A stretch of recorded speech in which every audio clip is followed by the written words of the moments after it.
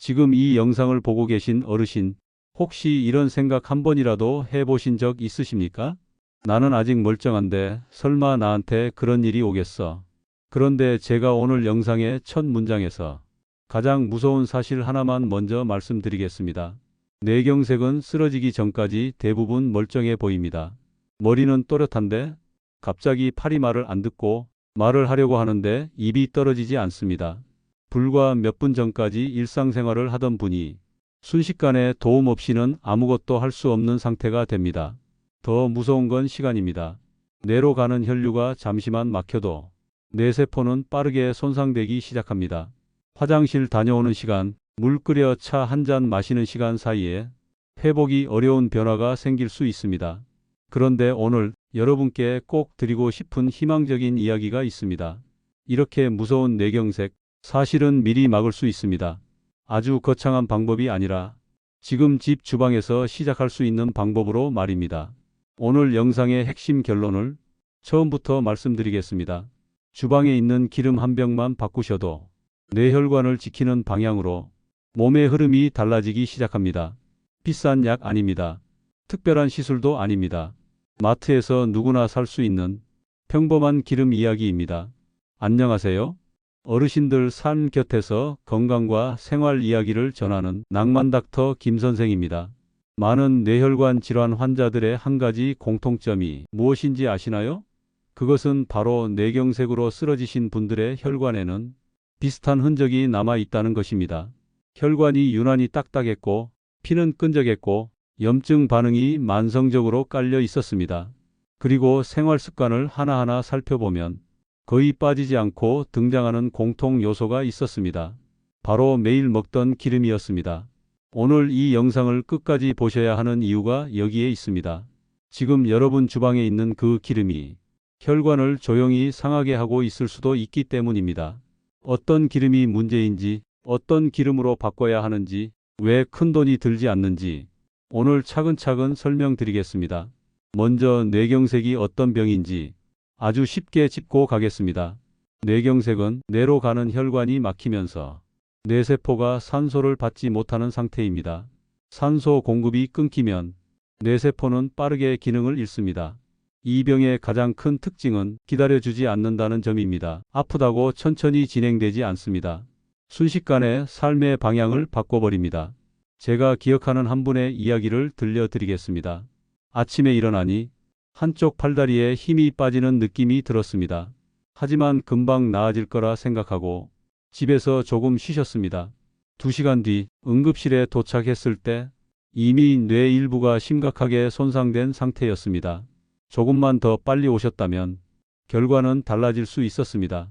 뇌경색이 무서운 이유는 생명만 위협하는 병이 아니기 때문입니다. 말하는 능력, 기억하는 능력, 혼자 걷고 먹고 생활하는 능력까지 삶의 존엄을 한꺼번에 빼앗아갈 수 있습니다. 가장 가슴 아픈 순간은 평생 가족을 책임지며 살아오신 분이 하루아침에 누군가의 도움 없이는 생활할 수 없게 되는 장면을 볼 때 아닐까요? 그래서 저는 뇌경색은 반드시 예방해야 할 병이라고 말합니다. 그리고 분명히 말씀드릴 수 있습니다. 예방이 가능한 병입니다. 사실 이 이야기는 남의 이야기만은 아닙니다. 저 역시 한번 경고를 받은 적이 있습니다. 젊을 때는 바쁘다는 이유로 식사를 대충 넘기고 기름도 아무 생각 없이 사용했습니다. 값싸고 흔한 식용유를 요리마다 당연하다는 듯 썼습니다. 그러던 어느 날 갑자기 시야가 흐려지고 머리가 조이는 듯 아픈 순간이 찾아왔습니다. 검사 결과 큰 사고는 아니었지만 뇌혈관이 보내는 분명한 경고였습니다. 혈액 상태를 보고 저 스스로도 놀랐습니다. 피는 끈적했고 염증 수치는 올라가 있었습니다. 그때 깨달았습니다. 의사라고 해서 예외는 없다는 걸. 매일 먹는 기름이 혈관을 얼마나 조용히 망가뜨리는지를 말입니다. 그 이후로 저는 주방부터 바꿨습니다. 그리고 그 선택이 제 몸의 흐름을 바꾸기 시작했습니다. 자, 이제 중요한 질문으로 넘어가겠습니다. 왜 요즘 들어 뇌경색이 이렇게 늘고 있을까요? 다음 파트에서는 이 질문에 대한 답과 함께 지금 우리가 먹고 있는 기름의 문제를 본격적으로 짚어드리겠습니다. 그럼 왜 예전보다 뇌경색이 더 자주 들리느냐? 어르신들께서 가장 궁금해하시는 부분부터 풀어드리겠습니다. 예전에는 혈관이 터지는 뇌출혈 이야기가 더 많았습니다. 그런데 요즘은 혈관이 막히는 뇌경색 이야기가 훨씬 자주 들립니다. 이유는 여러 가지가 겹쳐졌기 때문입니다. 혈압, 혈당, 콜레스테롤 문제도 있고 운동 부족도 있고 스트레스도 있습니다. 그런데 저는 그 중에서도 매일 반복되는 한 가지가 결정적이라고 봅니다. 바로 기름입니다. 기름은 특별한 날만 먹는 음식이 아닙니다. 하루에도 몇 번씩 우리 밥상에 조용히 들어옵니다. 볶음도 기름, 전도 기름, 나물 무침도 기름, 국에 넣는 양념에도 반찬을 데울 때도 기름이 들어갑니다. 게다가 외식과 가공식품까지 더해지면 우리는 생각보다 훨씬 많은 기름을 매일 먹고 있습니다. 문제는 어떤 기름이냐입니다. 마트에 가면 값이 싸고 양이 많은 기름들이 가장 눈에 띄게 진열되어 있습니다. 콩기름, 옥수수 기름, 해바라기 씨 기름, 포도 씨 기름, 카놀라유 같은 것들입니다. 이 기름들이 모두 나쁘다고 단정할 수는 없습니다.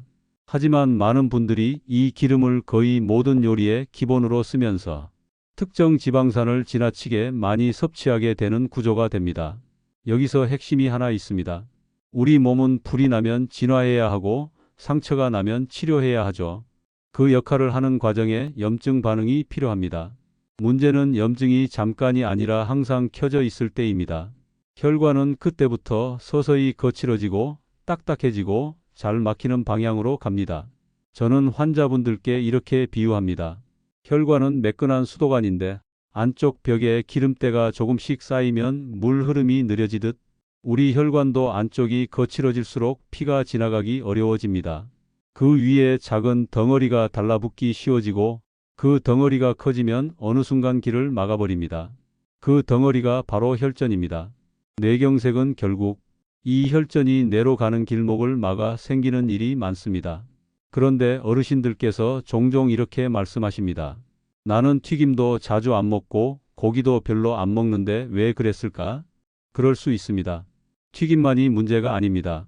집에서 매일 볶는 반찬, 겉보기에는 담백해 보이는 가공식품, 밖에서 먹는 국과 찌개에도 기름은 들어가고 또 반복됩니다. 그래서 저는 예방의 출발점을 거창한 결심이 아니라 주방의 기본을 바꾸는 데서 찾습니다. 그럼 어떤 기름으로 바꿔야 하느냐? 지금부터 그 답을 드리겠습니다. 저는 주방을 두 가지 기름으로 정리하는 것을 권합니다. 하나는 올리브유, 다른 하나는 들기름입니다. 왜 두 가지냐고요? 용도가 다르기 때문입니다. 그리고 역할이 다르기 때문입니다. 먼저 올리브유부터 말씀드리겠습니다. 올리브유는 혈관이 불필요하게 예민해지는 흐름을 완화하는 데 도움이 될 수 있는 기름으로 알려져 있습니다. 특히 엑스트라 버진이라고 적힌 형태는 정제 과정을 덜 거쳐 자연 성분이 더 남아있는 편입니다. 여기서 중요한 건 아무 올리브유나 되는 게 아니라는 점입니다. 비슷한 이름으로 여러 제품이 있지만 정제 과정이 많이 들어간 제품은 우리가 기대하는 성분이 줄어들 수 있습니다. 그래서 고르실 때는 기준을 간단히 잡으시면 됩니다. 첫째, 병이 어두운 색인지 보십시오. 빛에 오래 노출되면 기름이 상하기 쉽습니다. 둘째, 원산지 표시가 비교적 명확한지 확인하십시오. 셋째, 너무 오래된 제품은 피하는 것이 좋습니다. 넷째, 가격이 비정상적으로 싸다면 한 번 더 의심해 보셔야 합니다. 그리고 가장 중요한 사용법입니다. 올리브유는 기름이지 약이 아닙니다. 많이 먹는다고 더 좋지 않습니다. 하루의 소량을 음식에 자연스럽게 붙이는 것이 안전합니다. 예를 들어 샐러드나 나물, 두부, 삶은 채소에 아주 조금 곁들이는 방식이 좋습니다. 국에 푹 끓이거나 높은 온도로 오래 가열하는 방식은 피하시는 편이 낫습니다. 기름은 열을 많이 받으면 성질이 변하기 쉽기 때문입니다. 다음은 들기름입니다. 들기름은 우리에게 익숙하죠. 특히 들깨에서 나오는 기름에는 몸의 균형에 도움이 될 수 있는 지방산이 들어 있습니다. 그래서 저는 뇌혈관을 걱정하는 어르신들께 들기름을 생으로 활용하는 습관을 권하는 편입니다. 다만 들기름은 더 까다롭습니다. 열에 약하고 빛과 공기에도 약합니다. 그래서 원칙이 분명합니다. 첫째, 들기름은 절대 가열하지 마십시오. 볶고 지지고 튀기는 용도로 쓰면 우리가 기대하는 장점이 줄어들 수 있습니다. 둘째, 냉장 보관을 권합니다. 셋째, 소량으로 자주 사는 쪽이 낫습니다. 넷째, 냄새가 이상해졌다면 아깝더라도 쓰지 마셔야 합니다. 들기름은 이렇게 드시면 좋습니다. 나물 무칠 때 마지막에 조금, 비빔밥에 한번, 국이나 찌개는 불을 끈 뒤에 향 내듯 아주 조금. 이 정도로도 충분합니다. 자, 여기까지를 한 문장으로 정리하면 이겁니다. 주방에서 늘 쓰는 기름을 올리브유와 들기름 중심으로 정리하고 정체를 알 수 없는 기름의 반복 섭취를 줄이자. 그런데 어르신, 좋은 기름을 더하는 것만큼 중요한 게 하나 더 있습니다. 나쁜 기름을 끊는 것입니다. 다음 파트에서는 집에서 반드시 줄여야 하는 기름의 종류와 외식을 완전히 끊지 못할 때 피해를 줄이는 현실적인 방법까지 아주 구체적으로 알려드리겠습니다. 이제부터는 어르신들 주방에서 반드시 줄이거나 없애야 할 기름 이야기를 하겠습니다. 이 부분이 불편하게 들릴 수도 있습니다. 하지만 예방을 이야기할 때 피해야 할 것을 말하지 않는 건 절반짜리 이야기일 뿐입니다. 첫 번째로 말씀드릴 것은 가공유지입니다. 마가린, 쇼트닝 같은 이름으로 불리는 기름입니다.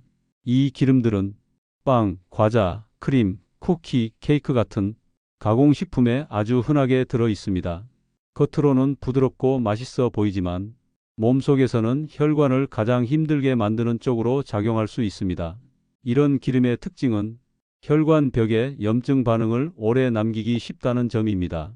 그래서 저는 어르신들께 빵을 고르실 때도 성분표를 한 번 더 보시라고 말씀드립니다. 쇼트닝, 가공 유지, 식물성 유지라는 표현이 보이면 가능하면 피하시는 편이 낫습니다. 두 번째는 정제 과정을 거친 식용유입니다. 마트에서 가장 쉽게 그리고 가장 싸게 살 수 있는 기름들입니다. 이 기름들은 대량 생산과 장기 보관을 위해 여러 단계를 거쳐 만들어집니다. 그 과정에서 몸에 꼭 필요한 성분은 줄어들고 특정 지방 성분만 과도하게 남는 경우가 많습니다. 문제는 이 기름들이 튀김뿐 아니라 볶음, 부침, 데우기까지 모든 요리의 기본처럼 쓰인다는 점입니다. 그래서 특별히 기름진 음식을 먹지 않아도 하루 섭취량이 자연스럽게 늘어납니다. 세 번째는 재사용하는 튀김 기름입니다. 집에서 전이나 튀김을 하고 아깝다고 다시 쓰는 경우가 종종 있습니다. 하지만 기름은 한번 높은 온도에 노출되면 성질이 크게 변합니다. 그 상태로 다시 가열하면 몸에 부담을 주는 물질이 늘어날 수 있습니다. 특히 외식할 때도 기름 상태를 한 번쯤 살펴보십시오. 색이 지나치게 어둡거나 냄새가 강하다면 여러 번 사용됐을 가능성이 있습니다. 자, 여기까지를 정리하면 이렇습니다. 가공유지, 정제 식용유의 반복 사용, 재사용 튀김 기름, 이 세 가지만 줄여도 혈관이 훨씬 덜 고생하게 됩니다. 그런데 어르신들께서 이렇게 물으실 수 있습니다. 그럼 밖에서 먹는 건 다 끊어야 하나요? 그럴 수는 없습니다. 그래서 현실적인 방법을 말씀드리겠습니다. 외식을 할 때는 튀김보다는 국이나 찌개, 볶음보다는 삶거나 찐 메뉴를 고르십시오. 국물 요리는 건더기 위주로 드시고 국물은 조금만 드시는 것도 도움이 됩니다. 외식한 날에는 다음 끼니에서 채소와 물 섭취를 늘려 몸이 균형을 잡을 시간을 주는 것도 좋습니다. 완벽하게 피할 수는 없습니다. 하지만 방향을 알고 선택하면 몸의 부담은 분명히 줄어듭니다. 이제 기름 이야기를 정리했으니 다음으로는 뇌경색 예방에 도움이 되는 생활 습관을 함께 짚어보겠습니다. 기름만 바꿔도 큰 변화가 시작되지만 여기에 몇 가지 습관을 더하면 효과는 훨씬 커집니다. 다음 파트에서는 어르신들께서 오늘부터 바로 실천하실 수 있는 생활 속 예방 습관과 스스로 위험도를 점검해 보는 간단한 기준까지 차근차근 이어서 말씀드리겠습니다. 이제부터는 기름을 바꾼 뒤에 함께 가져가시면 좋은 생활 습관 이야기를 해보겠습니다. 이 부분은 어렵지 않습니다. 지금 생활을 완전히 바꾸라는 이야기도 아닙니다. 다만 혈관이 편안해지는 방향으로 조금만 조정하자는 이야기입니다. 첫 번째 습관은 아침에 일어나자마자 물을 마시는 것입니다. 잠자는 동안 우리 몸은 수분을 많이 잃습니다. 그만큼 피는 끈적해지기 쉬운 상태가 됩니다. 아침에 일어나서 미지근한 물을 2컵 정도 천천히 마셔 보십시오. 그것만으로도 혈액 흐름이 훨씬 부드러워집니다. 두 번째는 걷기입니다. 땀 흘리는 운동이 아니어도 괜찮습니다. 하루 30분, 동네 한 바퀴 정도만 걸어도 충분합니다. 걷는 동안 다리 근육이 움직이면서 혈액을 심장으로 밀어 올려줍니다. 이 단순한 움직임이 혈압과 혈관 건강에 큰 도움이 됩니다. 세 번째는 잠입니다.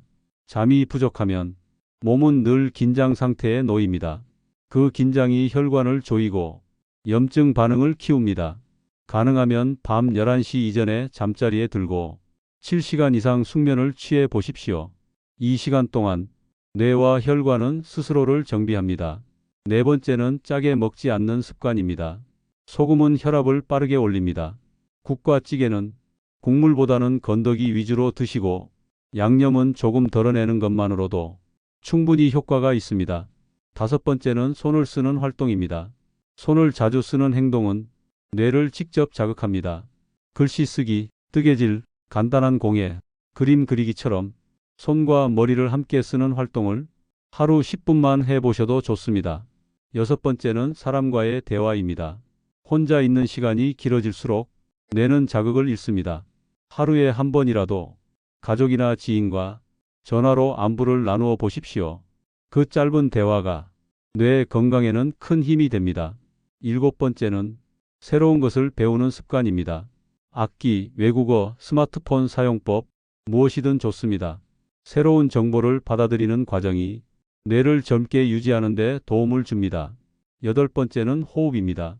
천천히 숨을 들이마시고 잠시 멈췄다가 길게 내쉬는 호흡을 하루 몇 번만 해보십시오. 이 단순한 호흡이 혈압을 안정시키고 긴장을 풀어줍니다. 이 8가지를 모두 하실 필요는 없습니다. 하나라도 괜찮습니다. 할 수 있는 것부터 시작하시면 됩니다. 이제 어르신들께서 스스로 한번 점검해 보셔야 할 시간입니다. 지금 내가 뇌경색 위험군인지 아주 간단하게 확인해 보십시오. 첫째, 나이가 50대 이후이신가요? 둘째, 부모나 형제 중 뇌졸중을 겪은 분이 계신가요? 셋째, 고혈압이나 당뇨, 혈중 지질 이상을 진단받은 적이 있나요? 넷째, 흡연이나 잦은 음주 습관이 있나요? 다섯째, 운동이 거의 없고 스트레스를 자주 느끼시나요? 이 중 3가지 이상 해당되신다면 지금이 바로 시작할 시점입니다. 기름을 바꾸고 생활 습관을 조금씩 조정하고 정기적인 검진을 받으셔야 합니다.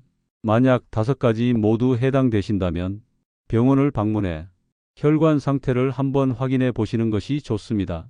미리 아는 것이 나중에 겪는 고통을 크게 줄여줍니다. 마지막으로 응급 상황에서 꼭 기억하셔야 할 이야기를 드리겠습니다.